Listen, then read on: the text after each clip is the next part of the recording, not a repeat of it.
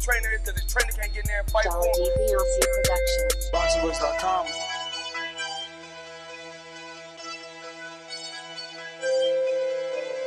BoxingVoice.com.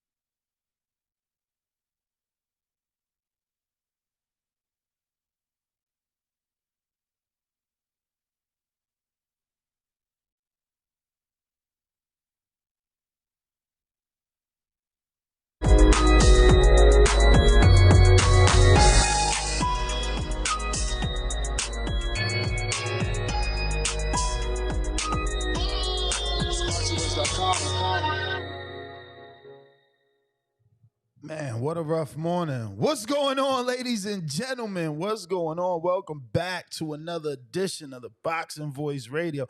Listen, I woke up thinking it was going to be an amazing morning, man, but we got that one listener to jinxed us. So whenever the intro ain't playing right, we could experience a rough morning. So we'll just put that out there, man. I mean, I heard it on my end, but then I noticed the board and it was coming in and out spotty.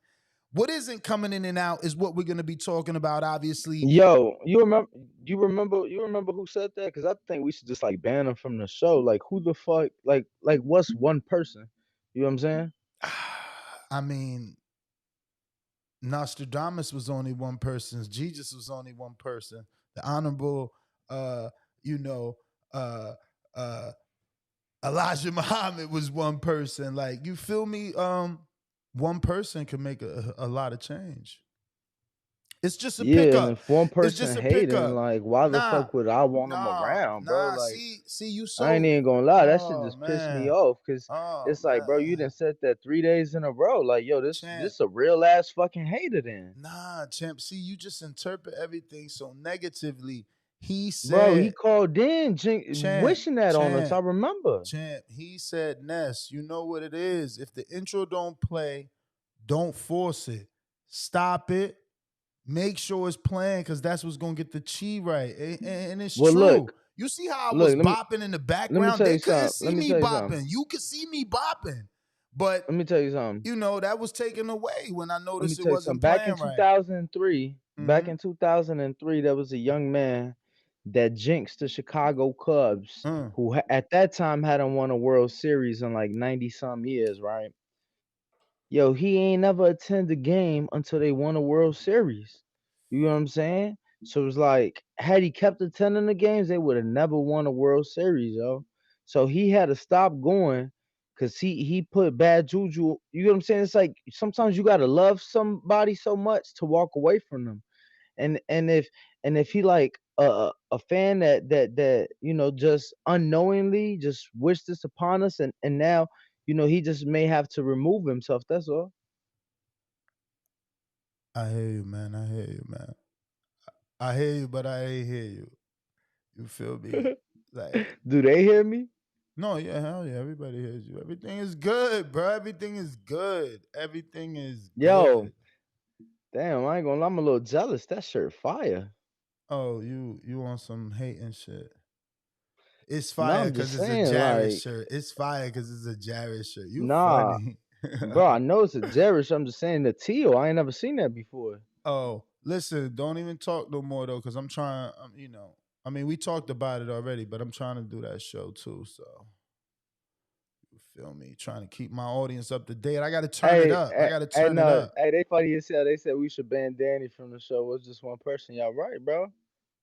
Ness lose me. I'm just another co-host. What the fuck? I I ain't can't. no bigger than or lesser than I them. can't. I can't lose another co-host. That's it. We done doing that, champ. We done doing that. Listen, let's get into it.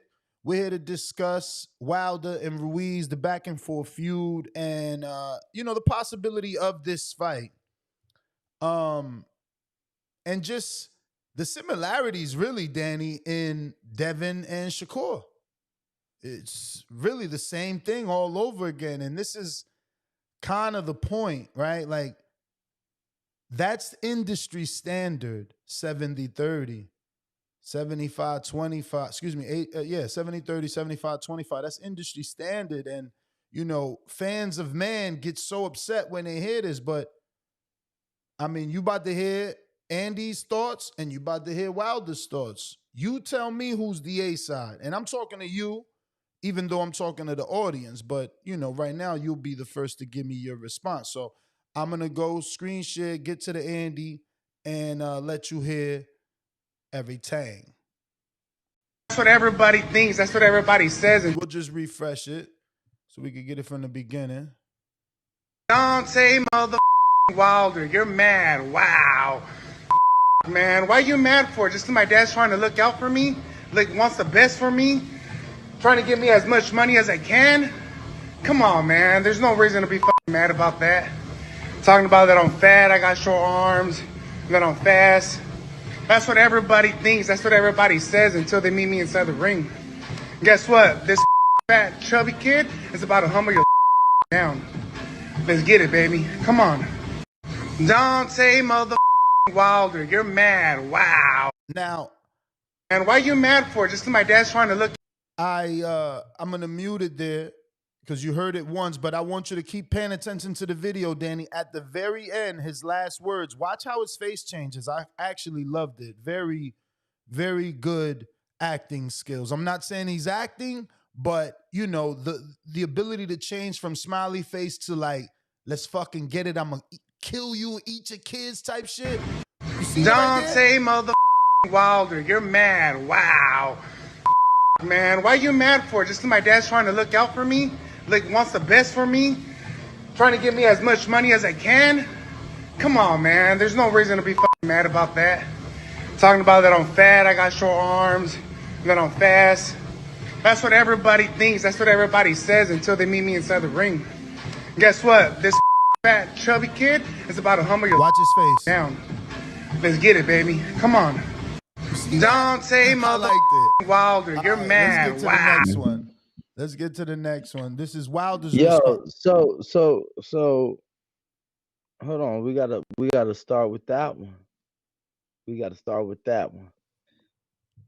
First thing to come out his fucking mouth. Deontay. No. Play it. Listen. I keep hearing Deontay. That's why I'm like, bro, I love the video. Like, I love it. But I'm like, hold on. First thing to come out his. Yeah, you're right. He did say Deontay. But I mean, he could be playing. He could be playing because wait till you hear Wilder's like, I think he starts off like, hey, big boy. You know what I'm saying? And then he's like, another one, he'll say some shit like fat boy. So I mean, they taking shots at each other, and you hear Andy in this video saying something like, "Oh, you ain't gotta call me fat and that I got short arms. Why you mad?" So yeah, but let me give you Wilder's response.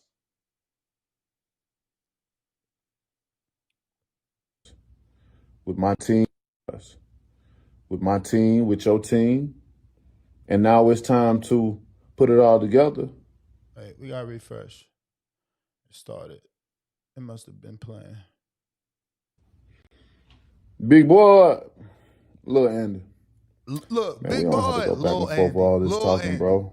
I know what the deal is and the real is, and you know what the deal and the real is as well. The only people mad is you. It's you guys. I didn't call you. Y'all called us. I didn't harass you about fire. You guys harassed us about fire. You know what I mean? We wasn't in no desperate need of fighting. You guys was in the desperate need of fighting. Y'all, you wouldn't have never called called out before him in the first place. You called my brother Malik, desperately trying to get a fight on. Got in touch with me, saw me at the fights, desperately tried to fight me. Hey, I said, hey, cool, let's make it happen. We'll get back with you. We got back with you guys, with my team, with your team. And now it's time to put it all together. Who acting scared? It ain't me. You know, because what y'all talk about is unreasonable. Let's face it. And it is what it is. So when you serious, holler at me. Until then, do what you do, bro. You got a lot of weight to lose, man. You can talk that talk, but only a few walk that walk. You know what I mean? So if you want to see what a knockout feel like, to get your brain splattered, holler at me, bro. I ain't far. Brain splattered is crazy. Yo, right there, you supposed to be playing a gunshot like nonstop. Is that I got so many mixed feelings, man. You know, like this ain't the Wilder I know. You feel me? This ain't the baddest man on the planet. Now we out here looking for the biggest bag. And that's cool. That's cool. But I don't know. It don't sound right. You feel me? He's like, you know, you called me. I wasn't looking for you. This was ordered, bro. Like, I went to the convention. Like, what are you talking about? You were ordered to fight. You know what I mean? Like, you guys are both dragging your fucking feet. This shit was ordered last year. Was it last year? Well, I feel like Andy's been in negotiations with who? With Tyson. Bro, I mean, private negotiations. There was nothing public. You know, you and I heard the same shit, but there was nothing public. No. Of course, I'm just saying. I feel like that's the fight he was trying to make for at least a couple months. Or you're and I source. You feel me? I don't want to say too much because it's gonna give it away, but you know. No, I hear you. You feel me? If you eat, I eat. So that's all I gotta say right there. You feel me? If you eat, I eat. So you know, I'ma always want you to eat. You feel me? So that don't make no sense to me. That, I mean, not that it don't make sense. It just don't matter to me. You know what I'm saying? That ain't definite enough. This was ordered though. You know, that was free negotiations. This was ordered though. No, I hear you. I'm just saying, you know, we both know it was a pretty damn cool source, you know. No, of course, but I'm saying, see, you're gonna make me say too much. What I'm saying is, no. I mean, I get you. I'm thinking. I'm just thinking out loud. And then again, to go back to the Wilder, like, it was ordered 70-30. That's the split. You feel me? So Wilder's not asking for more, you know? He's not the one asking for 50-50, you know? Andy never even won the fucking belt. So cool, let's throw out the rules and we just doing again free negotiations because neither one of us got a belt. Because that's what this is. The WBC ordered us. Andy didn't like the split. He like, fuck that split. And like you said, tried to find a bigger pot. That never happened. So Wilder's telling us, look, he desperately looking for a fight. We wasn't in need. He came. We gave him the same split, 70-30. That's what WBC said. We gonna stick by that. We former WBC champs. You feel me? But I just didn't like that. It's like, oh, I ain't need the fight. I'm not desperate. It's like, come on, bro. Like, he said it for mad years. The heavyweight division ain't the same without him, and it really ain't. It's pretty boring. Motherfuckers really don't care. You feel me? We hype on Jared, but like, ain't nobody beating the drums for the heavyweight division right now. Like, I know I'm certainly not. So I say all that. Let me just finish with this. I say all that to say, like, I don't really care about y'all negotiate. I just want y'all in the ring. Like, I really want to see that fight. There's a lot of people, you feel me, that think Andy could do something with his speed. I still believe in Wilder's power. He proved it in the Hellenius fight. I just think Tyson Fury's different. So I will not be picking Andy, but, you know, he shocked me with AJ. I never in a million years thought he'd do it, you know, and he did it. So. Yeah, when you said that's not the Wilder, obviously you had a lot closer relationship to him. I just remember like the Wilder that fought Spilka. Anytime, any place, anywhere, you get what I'm saying? When Fury got in the ring after he baptized Spilka. You know what I'm saying? Even with Spilka leading up to the fight week, they was trying to throw down in like some Brooklyn high rise that they was doing like promo at. Like, the random outbursts of bomb squad, any fucking second he felt like it. Like, I may have not been Bro, he around them like you, older. but He older. No, we saying the same thing. He's more laid back. He's making decisions where in the beginning it was like, bomb squad, I'm here, motherfucker. And now it's like, I'm here. You know who I am. I'm the superstar. I'm the one been on pay-per-view. I did 10, like, you feel me? I don't want to say it, but the hunger's gone, right? Like, if you don't want to beat one of the top, you don't want to beat your contemporary. You don't want to beat a former unified champ. Like you're supposed to want that just a little bit more instead of saying like, oh man, I wasn't desperate. I don't want, I don't care about this. You came to me. Like, I think that's an accolade, bro. You need this notch on your belt. Former unified champ, the dude to beat AJ, leading into the AJ fight. Imagine you beat Ruiz, then fight AJ in December. So Come I took that as pretty much like, why not take the offer when you the one that seeked, that wanted to fight you, this, that, the third. Like, now you trying to X, Y, and Z. But no, I hear you, bro. I trust me, I hear you. Like I said, I'm used to other things. I've been fortunate to cover a handful of his fights, and that's just what I'm used to. Like, from the beginning of my boxing time, like, that's the Wilder I'm used to. That's the Wilder I know. Hopefully they can get it done. I think it would make for a great fight. I think it's a fight that would get the people watching the heavyweight Bro, division. he need the win. Like, we was just arguing. Like, people still saying Luis Ortiz his biggest win. He need the win. This would be his first unified champion, former unified champion. Like, that's a great win. For history, for legacy, for the books. You need this win. This is a good win. Like, and it's a live ball. Let's be real. Like, no matter the outcome of that AJ fight with Ruiz, he's still like low-hanging fruit to all the heavyweights, bro. Like, he's still like not Fury, not Wilder.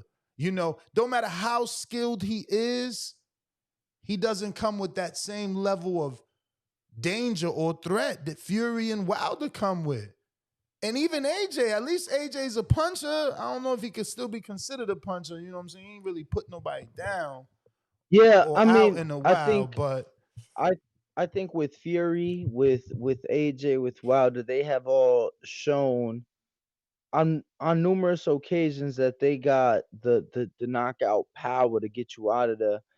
With Ruiz, it's like, when has he shown that? He showed us with AJ after being dropped the first time and then dropped the ball the second time, and then he showed us again with the retired Areola that put his ass down first. And then you know what I'm saying? It's just like, on some piggyback shit, I just want all the fanagers of Shakur to call in and explain to me now how Devin's offer is trash. Or should I use the words of Deontay Wilder and unreasonable? Because let's put things into perspective. Deontay Wilder, the former champ that technically is beltless, is offering 70-30. The current undisputed champ is offering 75-25 because I'm giving you a shot at every single belt in that division. So again, when the same Deontay Wilder fans, they call in and say he's being fair because he was on pay-per-view because he's the A-side, but he ain't got no belt like Devin, and he ain't undisputed like Devin, and he ain't bringing the ring in the WBC and the WBO and the IBF. Just be careful what the fuck you say today, because you hypocrites will be crucified. You feel me? Like, this is exactly why I love this sport, because one day you'll be a dick rodder for somebody, and then the next day you don't know what to say. You got to tuck your head inside that turtle shell because you done fucked up, because you done said 75-25 was bad. So now what you going to say now? What you going to say now that your favorite fighter offering 70-30 without a belt? Just saying, man. Fucking sport is beautiful, man. Yo, actually, we got an interview that Danny did remind me of. Yes, we do. Yes, we do. And with what you just said, all I'm gonna say on that is this: I feel like you worth what you were able to negotiate. So when I was reading the state, the boxing scene letter yesterday or the article yesterday,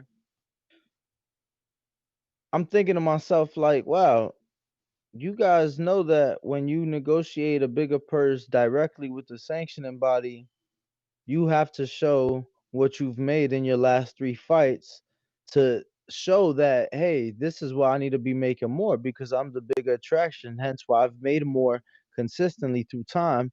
And they had to do that. You get what I'm saying? And that's how he got that with Jamel. So it's just like, I understand the ticket sales, the viewership, all that's nice and dandy, but why not just show the last 3 and what you've been able to negotiate in your last 3 and then go from there? Because at the end of the day, there's no denying, okay, well, if I'm a draw, some people, because some people saying, well, he's only a draw because he's a Newark. Well, no, I mean, that's not fair to him. How much is he making? Because at the end of the day, it's money generated, so when you talk about viewership, this and that, so when you generated the money, you're able to negotiate your money, that's what we come down to. So I think that's more so, what people need to realize. I got Brandon Maurice. He's been a member of our YouTube channel here for 28 months at the contender level. And he says, this fight already signed and sealed. They just trying to build up anticipation and buzz since both stocks have dropped. This does about 250,000 pay-per-view buys. Where are you with that, Super Chat? You think that's true? You think this could be really signed and they just building it up? That's a pretty left field angle. Yeah, I don't know, man. 2 grown-ass men who aren't trying to get the first big fight of their career. They've already made millions. They've already been on the big stage. They've already fought on the biggest of platforms. They've already been world champions. They've already been, defeated. So it's like, I don't think they in a position to where they need to lie or go with this story. I think that would have fit more the narrative if they was trying to make the fight and they ain't never had that and they trying to sell it and trying to get it done any which way they can. And the big, people know who they are now. I was just at my uncle's house. He knows Canelo Alvarez. He knows Floyd Mayweather. He knows Jake Paul. He knows bro, and Andy Ruiz. Bro, I ain't gonna lie, when he said Andy Ruiz, I'm like, he's made it to your timeline? I got some super. He don't watch no boxing, so it's like, damn, you gotta understand how huge that is. You don't watch no other sports. So when you mention to me athletes, bro, sometimes I'm looking at you like, damn, that's how you know him. Because that's not your thing. You Yeah, get what I'm saying? some dudes for me particularly, not that you wanted any extra depth on it, but I'm giving it to you anyway. But like some dudes for me particularly is because of how big they were. Like Bo Jackson was big. Jordan was big. These are household names. It's easy to remember. Plus they were in video games. Those guys were in video games. All those things, but all those guys that you mentioned also had longevity. You get what I'm saying? They was around for a while. So, when Andy had a 6 month stint, you know what I'm saying? That was before the pandemic, brother. Like, that was right before the pandemic. Like, he took that loss right before the pandemic. Like, a lot of people had too much shit going on. So when a real true guy that don't know shit about boxing is mentioning Andy name, I'm like, okay, cool. Nah, I hear you, man. I mean, I think a lot of people know Andy because of AJ, man. He just, AJ did that for him. And that's kind of where I jumped off the bus because he shocked me. So I was an instant fan, right? Like you did the unthinkable to me. So now I'm a fan of you. And then you come in the ring like that, bro. And you do that. And ever since that, you haven't even looked good. Like ever since then, you got dropped to Areola. First of all, you took 2 years off after that, then get dropped to Areola. And then, I mean, fuck, they were saying Wilder fought a 44-year-old Luis Ortiz. How old was the Luis Ortiz that Andy fought? I don't know, bro. Damn, bro. Yep, you're right. No, I'm just saying, bro. He's got. This is why I don't get like, oh, you're mad. My dad, he's trying to get the best for me, bro. Get the best for you. Y'all made money, and you gonna make more if you beat Wilder because skill challenge is real. The shit is real. They paying for the Dubois fight in a whole nother country. Like them dudes is real. You out here playing fucking games. Grab leverage. Yo, why do you think they're doing that? Bro, to keep Usyk happy for the next one. They want their December showdown in Saudi. You got it. What? Usyk got a mandatory. I mean, you got it. If you don't pay for it, he goes to another network, possibly 2-fight deal. You lose him for good. Or not for good, because, Skill Challenge said. No.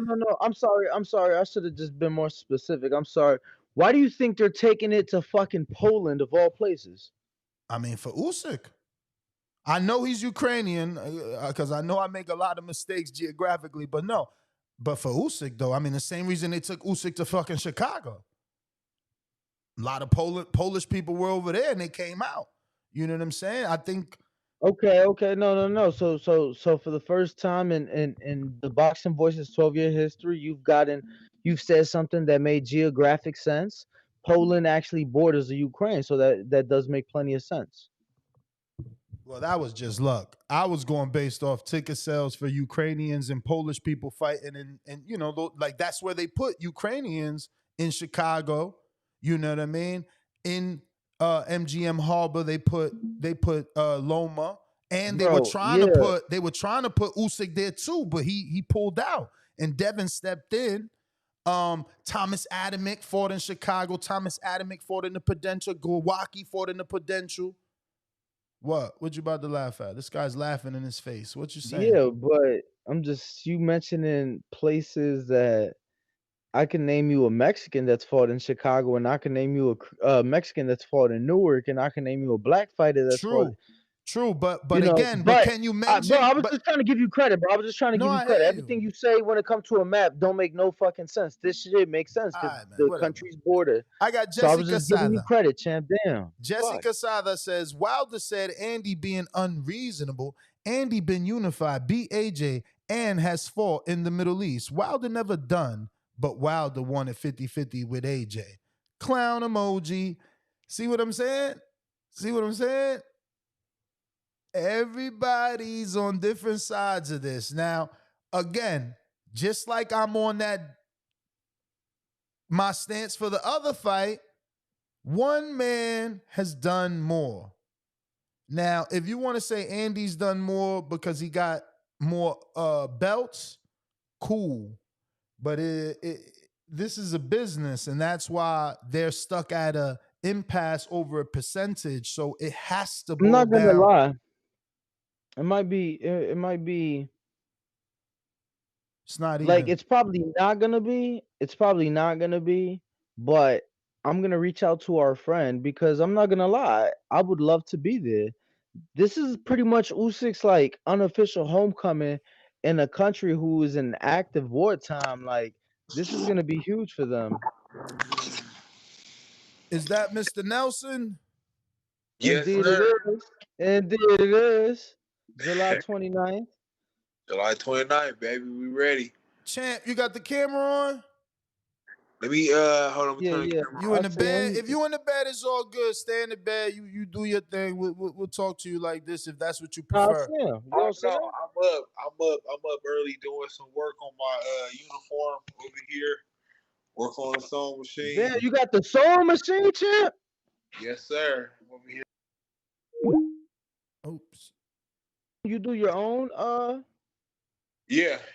I've been making my own uniforms For a minute now. since my second pro fight. My first pro fight, I paid somebody to do it, and they played me.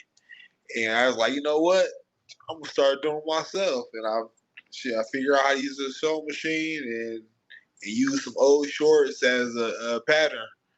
And I've been doing my own shorts and other people's shorts since 2016. you still to this day doing other people's shorts? Well, I do them occasionally, like if I got time. But I do so much stuff, man. I'm always busy. People be like, "Can you do Right. man?" I can't. From handyman work to making uniforms to painting pictures, I'm always doing something. So I'm always busy, man. I don't believe in idle time. I believe in using my time productively, and so I'm always busy. Champ, man, I want to get into the nitty gritty, man, because obviously at one point you were signed to Top Rank and being moved appropriately, and kind of came to an impasse because they didn't want to give you the Berlanga fight, the Jesse Hart fight, or those guys didn't want to fight you. I'm assuming, but yeah, what is your side of that story? What happened? Because you were in a location where you had a couple of fights that should have been made. Yeah, I just feel like I wasn't a major priority to them. I feel like when I was working with them, they was doing it on the grace of me being with Terrence Crawford. Mm-hmm. It's like, and then once he left, I started to feel the impact from that. It wasn't like I was a priority. So I'm like, you know what? Like, I don't have time to sit around and wait. If I'm gonna do that, I might as well be self-promoted. If I'm gonna have a promotion company, I gotta at least have them believe in me and give me the same energy they give the other fighters. And I see other fighters, they're moving them and giving them the energy that I felt like I deserve. Not because of who I'm with, but because of my talent. And to speak on their part, I did come back from an injury. I had a major injury. I had tore my Achilles, so it was kind of like they were like slow foot of like giving me those opportunities. But who's to say what the reason was?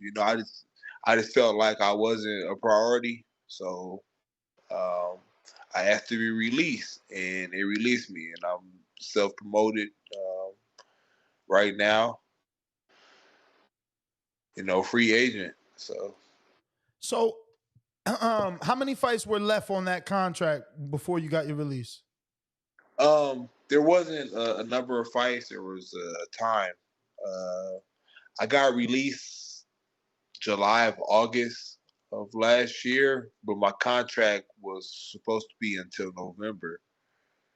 So it was like a 5-month, 6-month difference. That's my contract. But there was like them asking me to resign and certain stuff like that, but it just didn't seem right. It didn't seem right. So you made the move to not stay with Top Rank. Since then, you ended up fighting on Black Prom, and now you're getting this opportunity on PBC. Yeah. In retrospect, you feel you made the right decision? Because it's only been two fights. Or gonna be two fights, excuse me. Definitely. Gonna be two fights. I mean, there's pros and cons to every decision I make, but I feel like everything happens for a reason. Everything comes in full circle, and it never makes sense at the time, but later down the line, it always makes sense. So, I just keep on following that trail, in that pathway, and everything always makes sense. Everything I've been through, everything I've decided to do, every choice I've made at the time, but like, man, I don't know. But a year, 2 years, sometime even later, it always makes sense. So this upcoming fight, are you trying to get back to 68 or you've made a decision to stay at 75? No, I'm definitely getting down to 68. For this next fight, it's for an intercontinental title at 168. So I have to make 168 on the dot. Um, yeah. So I'm fighting 168, man. I'm ready. Camp been going great. We have a great nutritionist. We train consistently every day, every week. So yeah, this it's that time. So, champ, now that your, friend in Terrence Crawford is obviously temporarily on PBC, I feel like those doors could be open for you. There is a guy that's also temporarily on PBC that doesn't get opportunities. It's hard for him to get fights. I don't know that he would be looking at you as, truthfully speaking, you would be back. You would be, he would be looking back because he's a two-time champ in Demetrius Andre, but he is at the 68-pound division. He doesn't get opportunities. How likely are you to take a fight with him, or do you feel you need one or two before you could get in there with Demetrius Andre? Yeah, I definitely feel like he has the experience in the amateurs and the pros. I definitely need, a couple opponents, but I'm always ready. I feel like, I'm world class talent. I know he has his eyes on bigger opportunities. Besides, you said looking back and fighting somebody that's coming up. You know, he has bigger opportunities that he's working on and looking for. Uh, but if the fight happened, at the end of the day, we're fighters. I feel like I can fight whoever. It don't matter. I'm definitely up for that caliber of fight. Now, I gotta ask, this is the fight we've all been waiting on. Terrence Crawford, Errol Spence, to not just be on the card, but be training alongside Bud and use that as motivation. This is, I feel like, every fighter's dream, the pay-per-view fight, all the belts on the line in Las Vegas. What's that been like for you? I know a lot of this shit may sound cliche, but this is something that you've legit been working towards, and I'm Yeah. continue to work towards. It's another day in the office. I feel like we've been training hard. We've been talking about these type of fights for years. We've imagined them. We've played them out in our minds and been riding to the gym and talking about them. So it just feel like it's supposed to happen. It don't feel like, oh my God, I can't believe I'm on there. Like it's like, hey, this is what we've been talking about. This is what we always put out in the world. Like the energy you always put out, you get back. So So this camp, would you say this camp is pretty much like any other camp? It's not like this feels like that the big camp. This feels like that big fight camp. yep. That's one of our biggest, our biggest beliefs. If it ain't broke, don't fix it. Keep doing the same thing, you get the same results. You know, he and I have never looked bad in a fight. We never had, oh man, this fight was bad. I didn't finish fight because of the camp. So same results. We look great, feel great, hella energy. Power, speed, everything. We do the same thing, same workouts. You know, small adjustments with the styles that we're facing and stuff like that when we come to technical things inside the gym. But as far as what we do, how often we do it, the whole consistency, recovery, the nutrition, everything stays the same. Champ, did you happen to catch the Caleb Truax, not Caleb Plant, the Caleb Truax fight versus Burley Brooks, Earl Spence fighter? No, I didn't catch it. That was a couple weeks ago, correct? Yes. June 24th, yeah, last month. Yeah, no. Where was I? Oh, I had a funeral that I was attending, so I was at the repast and everything during the fight, so I didn't get to catch it.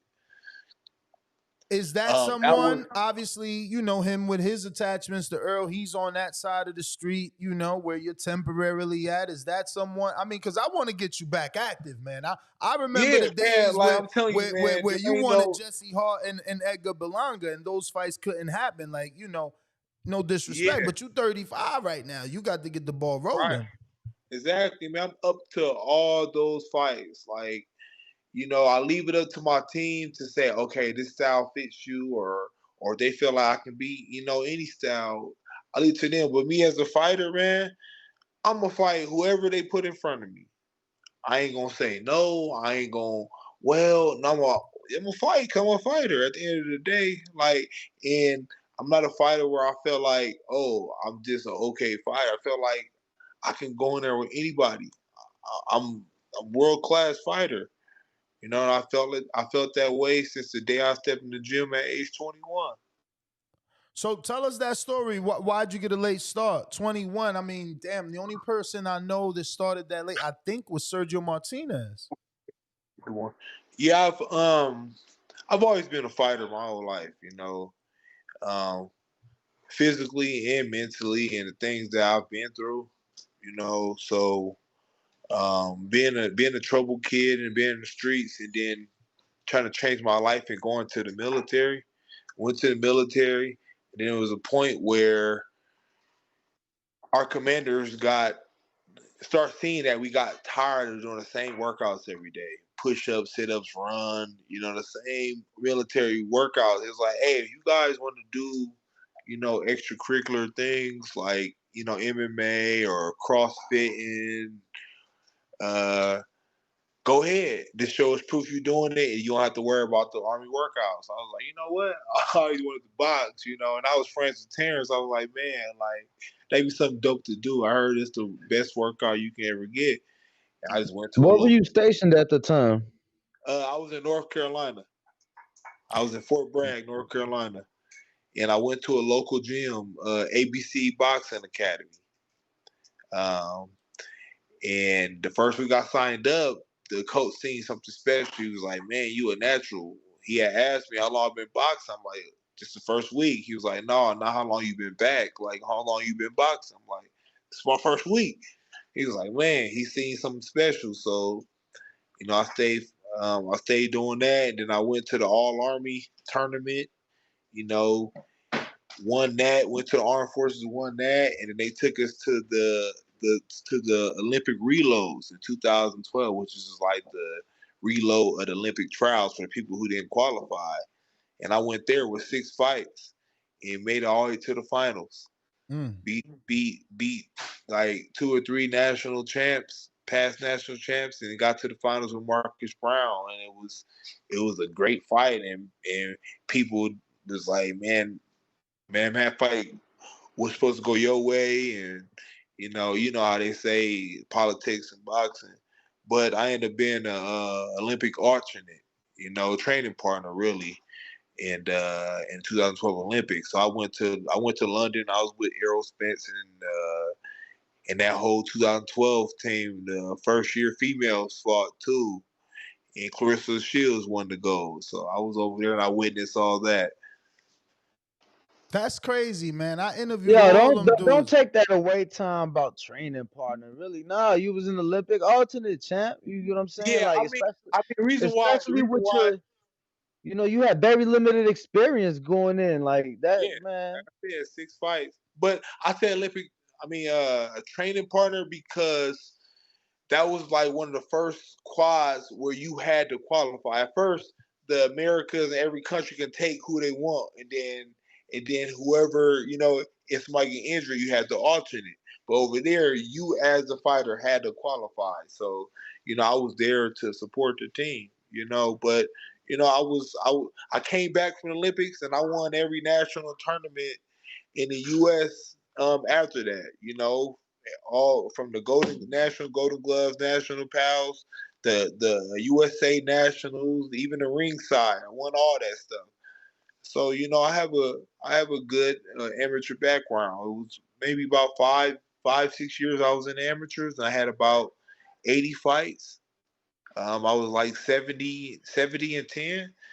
That was a great amateur record. And then all my fights were national and international fights. I only had like 3 or 4 local fights. How soon after you started boxing in North Carolina did you know you weren't gonna reenlist? Or did you reenlist? No, I got on the Army boxing team, the World Class Athlete Program. I re-enlisted to get on that. And then once I wanted to go pro, I had my enlistment was perfect. So it was like, okay, I want to go pro in 2016. So my enlistment went to 2016. So it was just everything. Like I said, everything happened for a reason. It was just perfect. Everything lined up perfect. And once I ready to go pro, I got out that December. I went pro March. So it was perfect So time. yeah, everything lined up Champ, perfectly. That's great. I gotta tell you, because my co-host, I guess he's gonna be humble and modest, but he was in the Air Force, and ironically, you guys share the same story. He didn't turn pro, but instead of doing PT, he started a boxing group, got Everlast to sponsor it, created a ring out there. But you could tell him more detail. I'm shocked that you didn't go this Yeah, route. no. I mean, that's what I was asking. Yeah, no. Did my 7-year bid. Yep. 7 years, year and a half in Afghanistan, and when I was down there, we opened up a boxing gym. I ain't gonna lie, that was like the best time. People always look at me like I'm crazy. When I was in Afghanistan, that was the best time of my military life. Like the Yeah. 7 years of the 7 years I was in, the year and a half in Afghanistan, I was out there slinging liquor. We opened up the boxing gym. We, dice games till 3, 4 in the morning, man. It was beautiful. But yeah, we got a gym out there, and I enjoyed it while I was there. But Yep. I feel like the military kind of, I had to do something, man. And running wasn't it. Everybody ran. I'm like, man, fuck Yeah. that shit. Hey, I was deployed too in Afghanistan. I was with 7th Special Forces Group, and I wasn't boxing yet. But like I tell everybody asks about the military. Everybody's military experience is different. Some people have Absolutely. horrible stories. Some people have great stories. My military career was perfect. I was with 7th Special Forces Group, was like the 18th of the Army.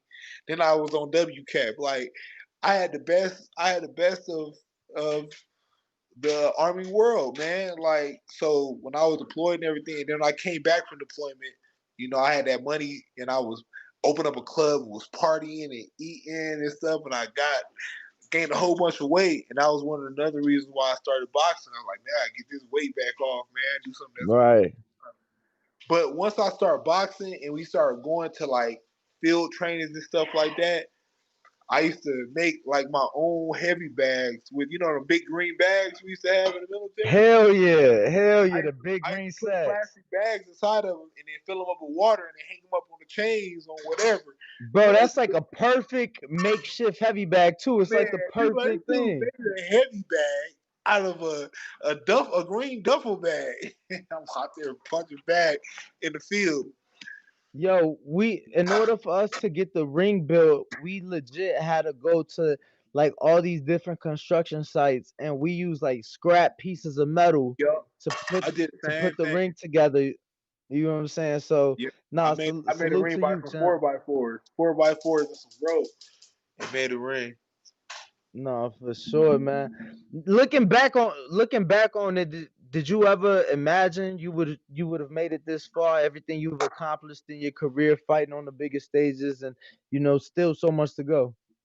Honestly, when I first started boxing, um, I was like, man, people been doing this their whole life, and then knowing knowing Bud growing up, I'm like, man, these dudes been doing this stuff their whole life. In a way, I'm gonna be up there. Maybe I'll be a great contender or something like that, or just do it, to stay in shape. And then once I became like Bud's main sparring partner, and I started beating everybody up in these tournaments and stuff, I'm like, wait, I'm good. Like, I can take this to the top for real. Which was like a little bit like a year after I started boxing, I knew I was like, man, like I'm on the top echelon of what I do. Especially being from Omaha, Nebraska, growing up in my mind, it was always people from like California and New York and out of state were like steps ahead of us. Then when I went to the military and I started to mingle with so many people from around the world, and I always, no matter what I did, I was always at the top echelon of whatever I did. Whether it was, it was book smart, it was being the fastest runner, the strongest, being the most creative. I was always at the top echelon. I'm like, man, hold on, like I'm special, like because being from Omaha, you got to work so hard to stand out because people ain't coming to Omaha looking for any types of talent. Right. You always had to stand out and do the extra just to even get noticed. So that made me realize like I'm special, man. I ain't like the normal guy because I always had to work harder to prove myself. That's official, champ, man. We've been, I definitely been, watching you for a while now, man. So I'm excited to see, this half of your career, see what comes, and Yo, I know it's not the first undefeated fighter you're facing, but definitely at this point in your career, you're 18-0. I think he's 12-0, right? Yeah. How much do you know about him? It's not even on BoxRec, to be quite frank. I couldn't figure out too much yeah, me about him, but neither. just trying to see how much you know about him. Right. We watched a couple of videos, and that's much I know about him. I never seen him in the amateurs. I never really seen him in the pros. Seen a couple of videos, but I don't never really hold that. I don't use that too much as a reference because those videos and those fights, those styles make fight. Those opponents may be in a year ago, 2 years, they may have improved. So I just always train to fight the best. It's just like in the amateurs when you go to a tournament, you don't know who you're gonna fight. You go and you just train. You train the best of your ability, and that's what I do. At this point in my career, I haven't had any like um, main event fights and stuff like that where it's like, okay, I'm fighting this guy. We got to study this guy. So I'm like, I just train right now to fight the best. Nah, for sure, Chan. Well, we wish you the best. July 29th. We're definitely gonna be tuned in. Yeah. The rest of the world is gonna be tuned in. So we absolutely wish you the best, and can't wait to talk to you after the fight. Get you on a little victory lap tour. Oh yeah, for sure, man. I'm always putting the show from the walkouts to the fight. To the ring outfit, don't forget that. The ring outfit, yeah. Oh yeah, I'm working on that right now. Everybody gonna see it like, man, this dude always coming up with Yo, something. show them, Let me show ask the you something. sewing machine again. That's crazy. Let me ask you a question. Since you got Tom doing your outfits, what's your thoughts on Jared's, man? Jared Anderson has been just as creative as you, because you've done. I feel like you wore a mask as well, right? Yeah, I've come out. Every fight is different. I've came out with so many characters. I came out as Hannibal Lecter, and came out as Michael Myers, and came out as shown up from The Last Dragon, The Grinch. I done came out with so much, And Jared, he's a young guy.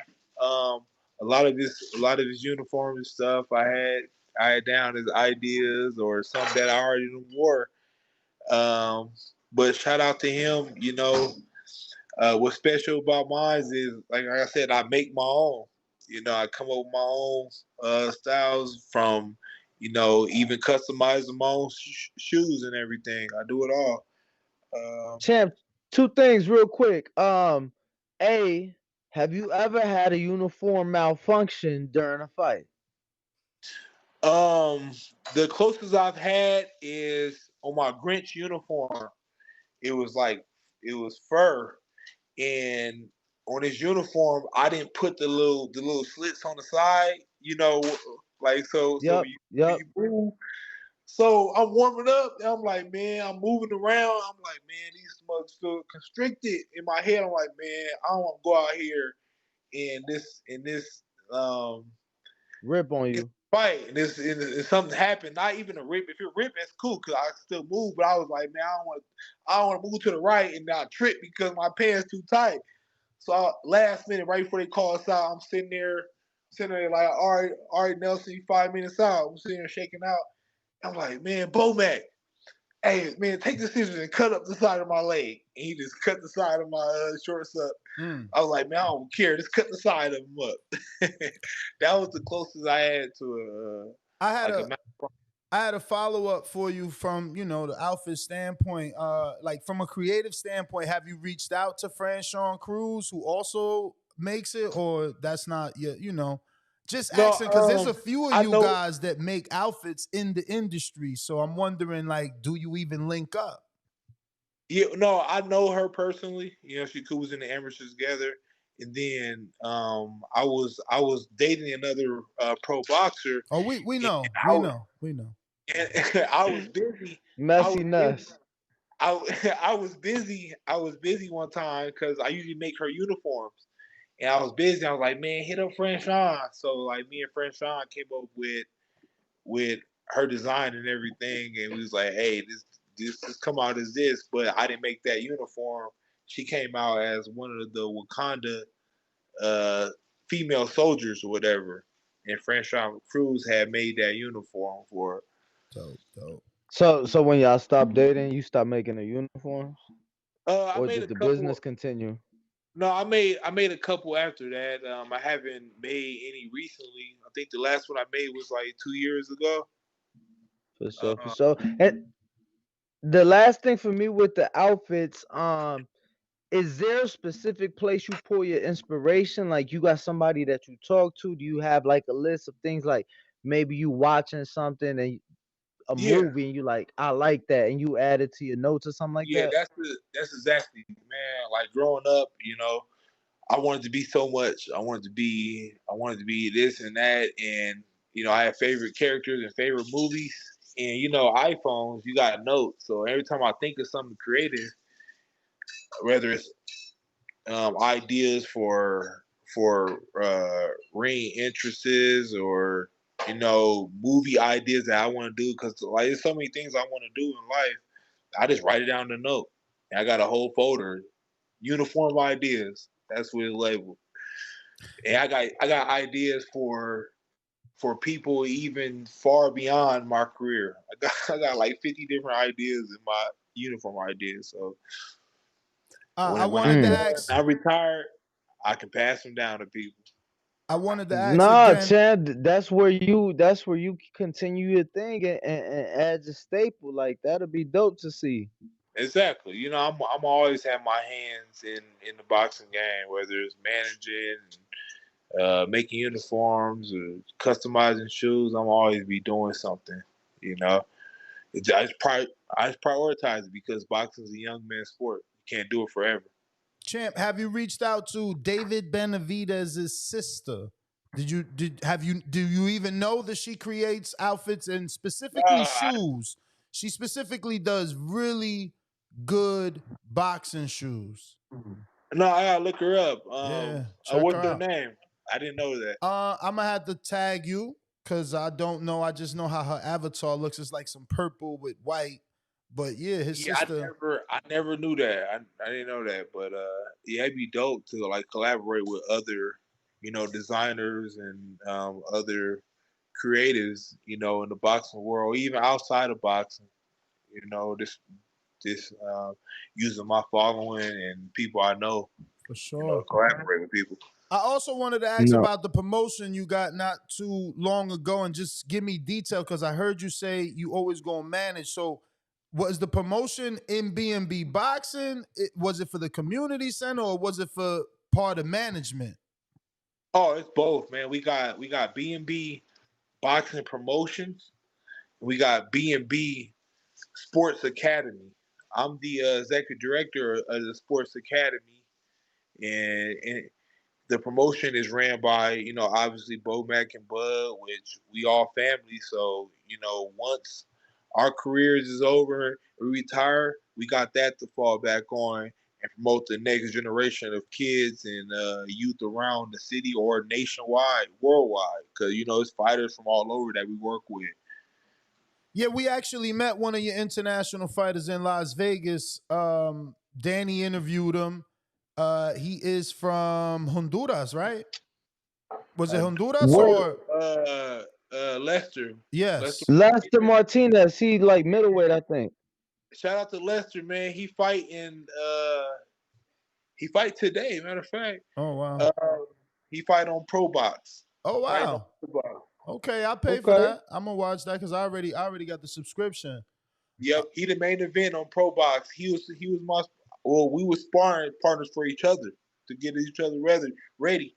And man, he's great, man. So who's gonna be the head trainer in that corner? Are they all flying down, or is one going? Saud Dieguez and Bomac is down there. Okay. Yep. Hey, we all over, man. Yeah. That's what's up. And then next week we got Keyshawn Davis. Yes. In Oklahoma. Yep. So it's Lester today and Keyshawn brother. Oh, Kelvin is also on Pro Box? Kelvin fighting too. Kelvin fighting, Lester fighting, and then next week Keyshawn fighting, and the week after that me and Bud and Kevin Ventura is fighting. Well, champ, that's all my questions. I got to see Lester, so we'll be tuned in tonight, and for all y'all fights, obviously. So thank you for the interview, champ, for your time. Yeah. Let the fans know where to follow you, keep up with you, and obviously, best of luck on the 29th. Yeah, definitely, man. I love y'all platform, man. Y'all do great things, great interviews. Appreciate that. People can follow me on Instagram, Stephen Nelson Boxing.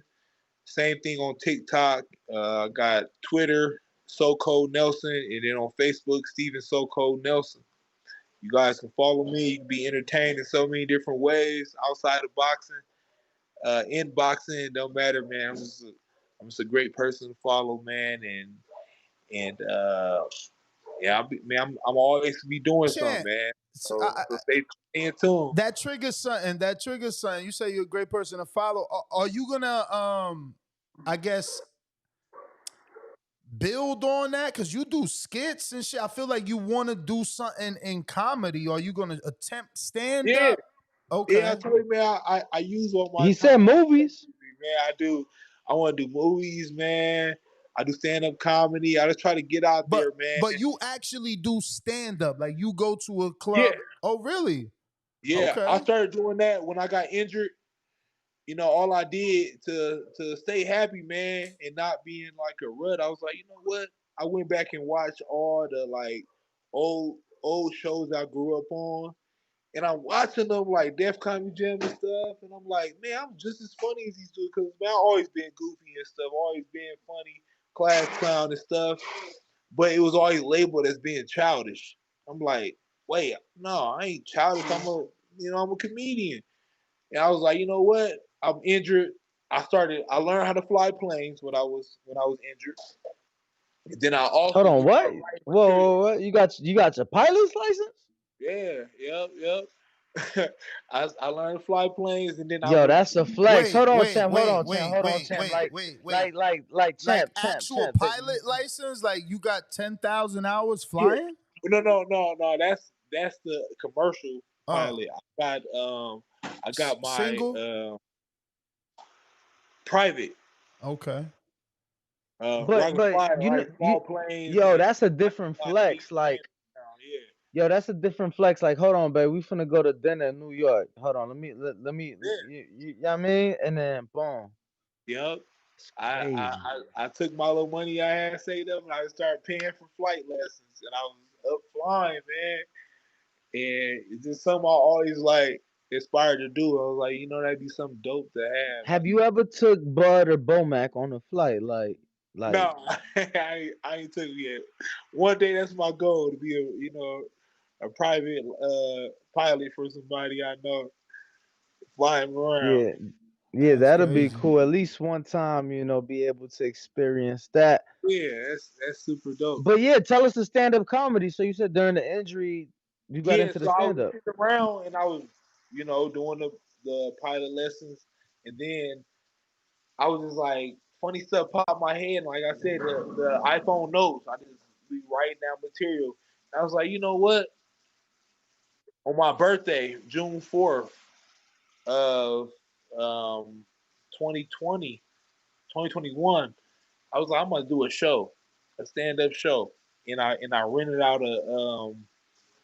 a center, rented it out, and I just posted, "Hey, I'm doing a comedy show," and I had other artists and other people performing, and then I was the main event. I did a stand up show. And people were like, man, you good? How long you been doing this? I'm like, it's my first show, and they didn't believe it. Then a couple people local, caught flack of that, and they put me on their shows. I did a couple shows, and I did one in Lincoln, did a couple in Omaha. Yeah, I did skits online too. Nice. So I got a friend from New York City. He has his own streaming service, and he's a director. He's watching the show, and he said for you to hit him up. So I sent his number to your manager, Paul, and Okay. Paul has the information.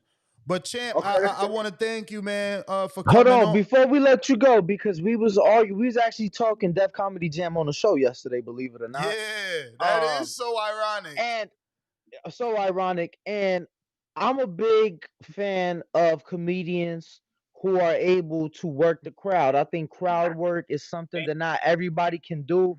I look at it almost as a form of freestyling for a comedian because this ain't It's written, it's on the freestyle, spot. improv. Yep.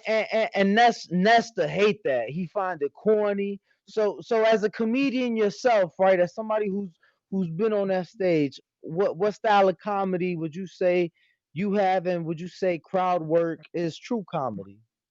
Yeah, crowd work. And you said it's freestyle, it's improv. Guys that is like super dope at that is like the 85 South show guys, and they also be on the MTV Wild and Out. Like that type of comedy to me is good because it's it's like that. It's like it's real quick. There ain't no thinking about it. There ain't no testing it out with other people. There ain't no writing it down. Cheap, cheap. A lot of people can do that, but when you can freestyle it, that just shows your natural ability just to be funny, and and you have a fast working mind. Not everybody has that ability, so that's why I love it. I love it personally. I Do love it. do you Like I said, prefer do you prefer crowd work over general over traditional comedy? Traditional stand up? Cuz the debate no, that he and no, I were having, stems from, me being older saying that my comics didn't do that. You rarely seen like a Eddie Murphy. I ain't saying he hasn't, but I'm saying you rarely see him rip someone in the crowd. He coming in there with yeah, written material, and he's giving you his written material all night. yeah, He not forgetting a joke and looking at the fat dude in the crowd and starts ripping them. That's not right, like my thing. yep, and that's what I was getting to. Like your basis should be a art because comedy is an art at the end of the day, and you got to have your creative art form, but you got to be able to do crowd work because you have hecklers, you have people that come and they just say random stuff, or somebody like get up while you saying like, "Hey, what you standing up for, man? Sit your ass," what I mean? You start getting on them. Right, So you right. got to have that ability because, like I said, anybody can go write and make an art form, but then somebody start heckling you. Do you have that crowd work where you can get back at them and make them look stupid, or you gonna freeze up and then everybody gonna throw a whole bunch of tomatoes at you now because now you gonna froze up. So you gotta be able to have that. That's kind of like it's kind of like in boxing, like being able to switch stance or being able to adjust. You gotta be able to adjust. but you gotta have your basic art form down, which is like all the basics in boxing. You gotta have that down. Well, Steven Nelson, we appreciate the interview. We appreciate the comedy lesson. Yo, ain't know you was a pilot. Got the big ass sewing machine, grandma sewing machine in front of you, putting in the work, man. We can't wait till the 29th. Cannot wait till the 29th, man. Appreciate it, and we'll talk soon. Yep, So Cold gonna put on the show, man. Let's do it. I appreciate you guys, man. Thank Let's you. go, champ. You got it. Oh yeah, definitely. Want it. Peace.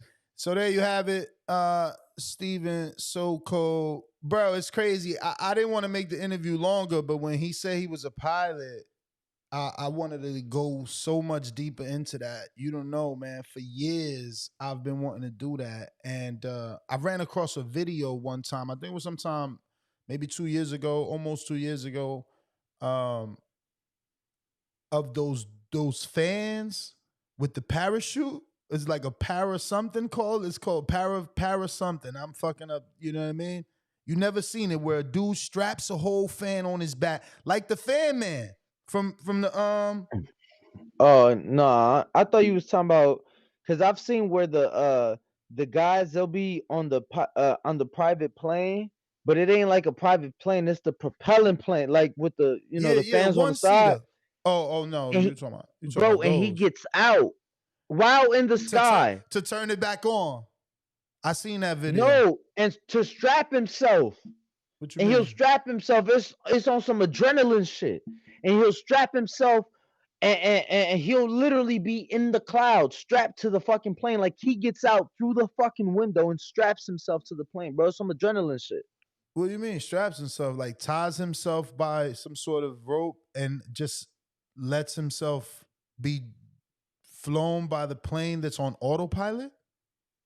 I'm pretty sure maybe somebody's in it or something. I don't know, but like I don't know I'm not an adrenaline guy, bro. Yeah, no, I hear you.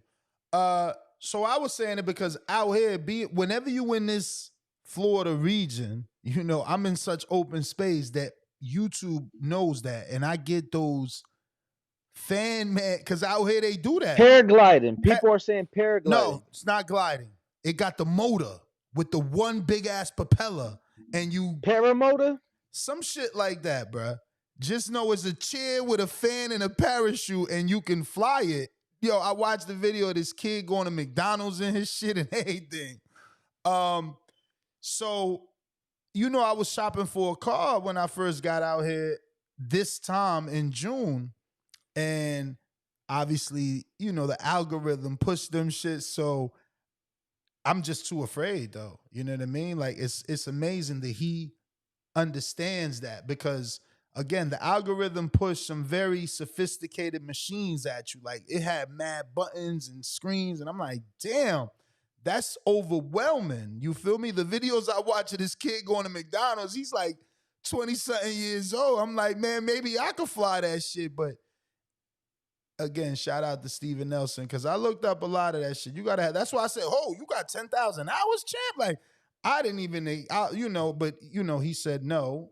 It's not that license. He has another one, which is still okay because he had the balls to do it and get up there. Yeah, I mean, I don't need nobody with a commercial jet airplane. Well, no, it's not commercial, but it's a passenger. Like. The license he has, he can only fly himself. But the license he got, he can only fly himself. You want to be able to get a plane with he said private. He said private.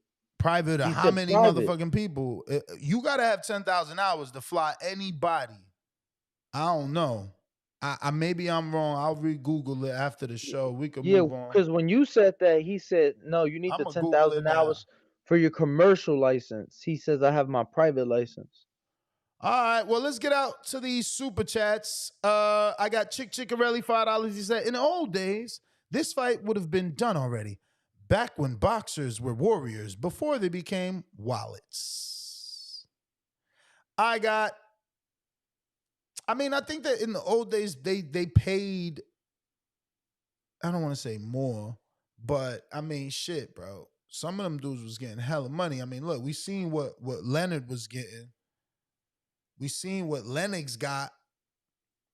Then what was this? $4 million for a step aside? Shit. Motherfuckers was getting money back then. Optimus Prime, $10, says Ness applied the pressure to the fanagers. Laughing out loud emoji. And we got London Runs Boxing. Just became a contender. You funny as hell when he said, yeah, I used to date a boxer. You like, oh, we know. Oh, we know. We know. Let me tell you, it took everything in me not to ask the right questions. You know what the right questions was? Does he regret it? You feel me? Does he want to? See, I don't know. I don't know the history. Me neither. You lived through it. No, I don't know the history neither. I just, I'm just saying. I'm saying you knew they was a thing when they was together. Oh yeah. Yeah, that wasn't me. Certainly no. On the outside looking in, it's just like, you feel me? It's gonna be tough to top that. Feel me? But who knows? You feel me? Like he bagged that, he could probably have some even better.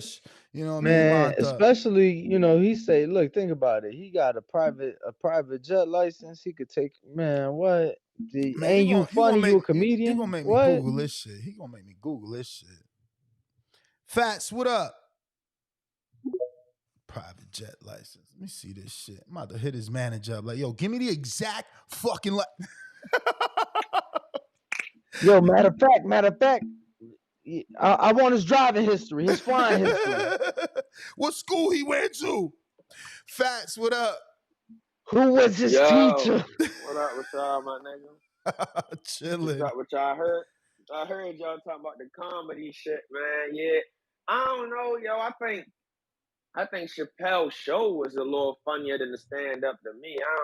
I don't know why. I just never really liked him on the stand up shit.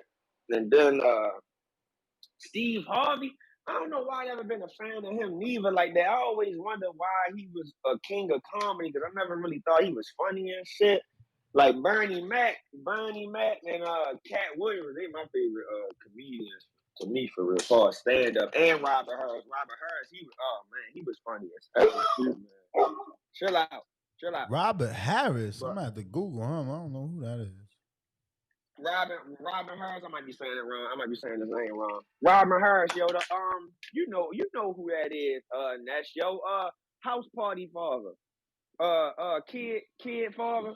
Oh, the old dude. Oh no, yeah. Yeah. I got you. I Googled him. Yeah, he funny as a bitch, man. But yeah, I think stand up more raw than movie comedy though. I feel like you really gotta be funny. I try to watch Kevin Hart new stand up on Peacock, man. That shit trash. I had to turn that shit off like 5 minutes into it. He is ass, man. For real. Whoa. But to get into the boxing shit, yeah, bro. I was like, oh man, why Kevin Hart is trash on the stand up shit, man. I don't know what's up with that, but on the Wilder shit, man, I want to see this fight between him and Ruiz happen for real. I've been kind of skeptical because it kind of seemed like Andy Ruiz been going through some shit. His Twitter got hacked one time. It's like him holding up a bunch of drugs and shit. I ain't really get all that, but why you going? You terrible. Why you gonna say drugs, man? That was some bud, man. That was some bud.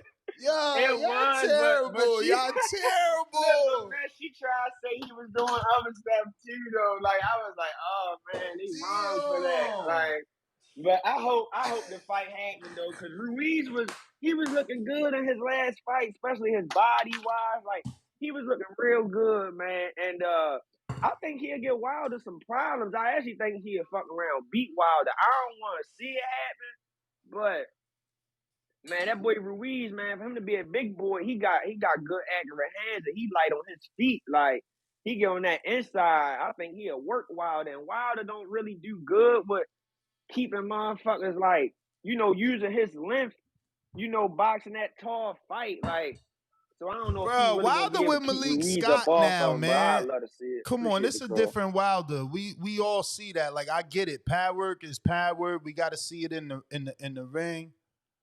But Wilder's different with Malik Scott. I can't see Andy getting past that reach and distance of Wilder without getting clipped. Like Wilder was slick enough to clip motherfucking Fury with a left hook. Remember, he dropped him in the ninth round with a left hook. Like, how the fuck we gonna say? I don't know. Again, I'm gonna sound like this regardless because I never believed Andy could beat AJ. He made me a believer, and then look the way he looked after that fight. So I'm not a believer no more of him. I just can't be. He got to do it all over again, man. Fuck that. But if you're watching this on YouTube, go ahead and hit that thumbs up button. It's gonna help with the visibility of the show. We just got to 175,000 subscribers, so we crushed that goal. We on to the next one. We trying to move to 180, but one step at a time. We'll take 176,000 subscribers next. So tell a friend to subscribe to the YouTube channel. We going live twice every day. Remember, while I'm on the East Coast, your second show is gonna be tonight at 4 o'clock Pacific Standard Time, 7 o'clock Eastern, 6 o'clock Central. Every day while me and Danny are on the East, we switched the schedule. I kind of like it better, but I'm obviously here in the East, so I'm going to love it here. But we certainly had way more callers yesterday. I mean, that show was 3 hours, so if you haven't checked it out, do so. Up next, Way Too Trill. Talk to me.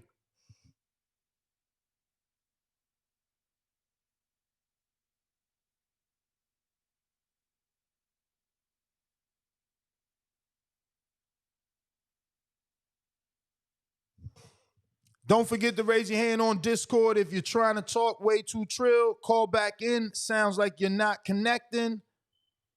CYP.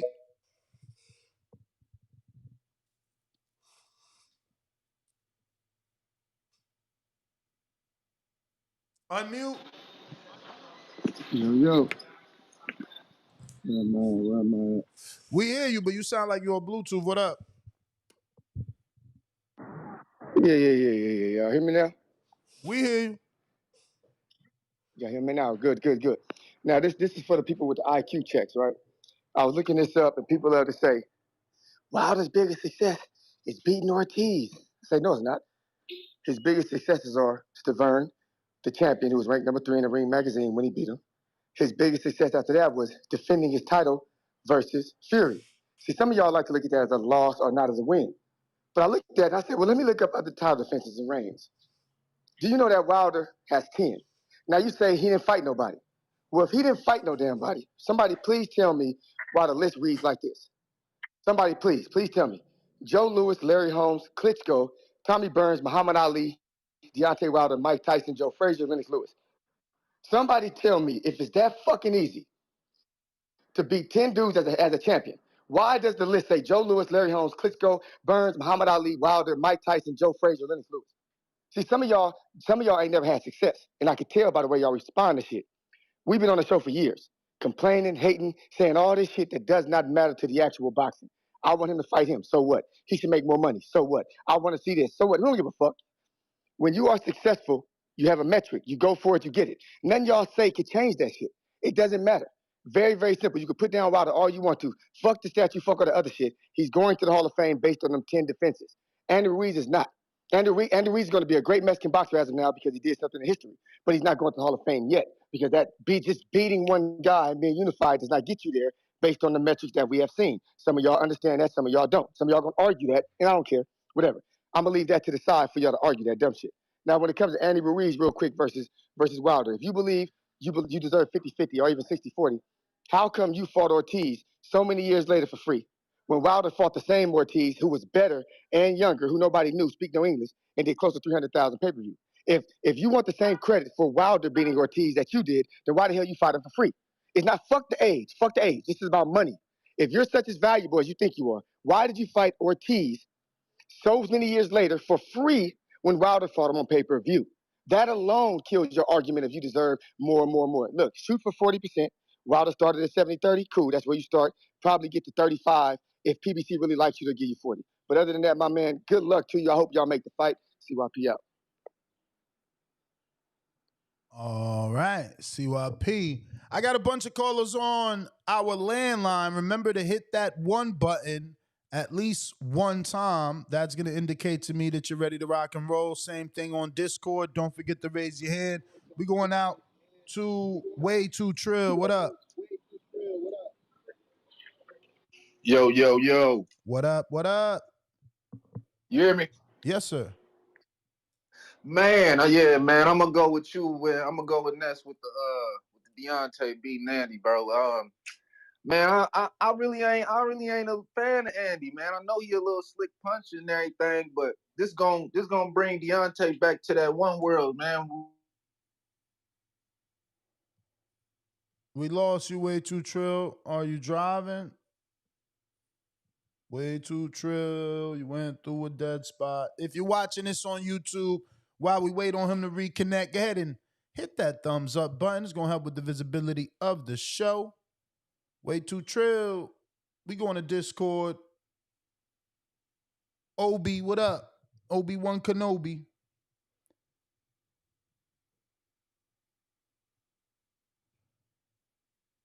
OB on Discord. Got to accept.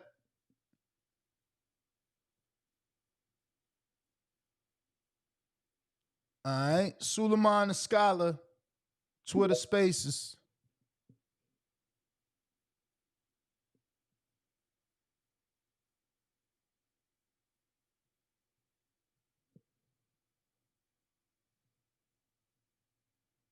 Waiting for Suleiman to connect here. Okay. That ain't happening.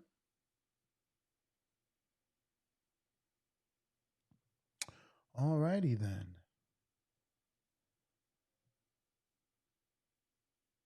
Trying Obi again then. And that ain't happening.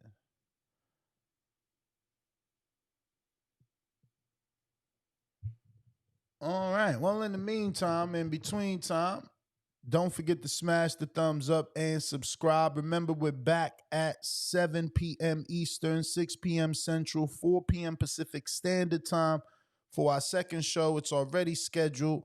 It's already there. We're going to be talking the thoughts of trainer, coach, bread man, Stephen Edwards, who I did invite to the appreciation night, but his daughters have a Junior Olympics, so he can't make it, which sucks because I definitely like Mr. Edwards and his thoughts on boxing. And that's one of the reasons that our second show will be on his thoughts. And, he's given his thoughts on Earl Spence and Terrence Crawford and the fact that he feels both men will touch the canvas. That was interesting because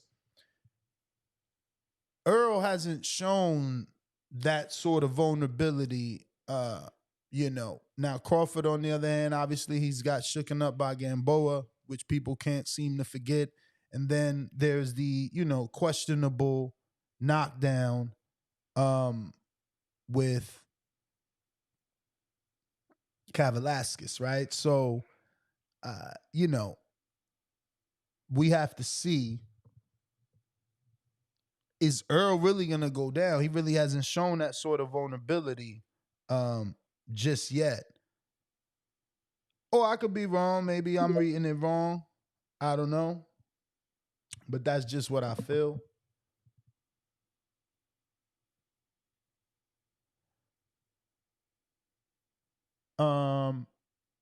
But you can join us on Discord. We got that link pinned right there. And you can join us via Discord if you want to call in. And we got our landline also open, 1-425-569-5241. Press 1 time to voice your opinion. And if not, we'll wrap it up. Let me make sure I got to all my super chats.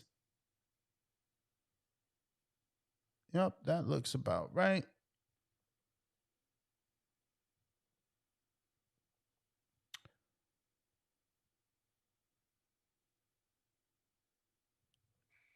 The number is 1-425-569-5241. Press 1 time to voice your opinion. Right here, Voice of the People hotline.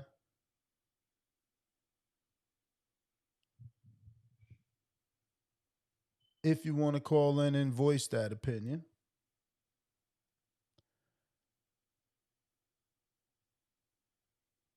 But it looks like we don't have any callers anymore. So I'm going to go ahead and wrap it up. Catch me on the next one, 7 p.m. Eastern.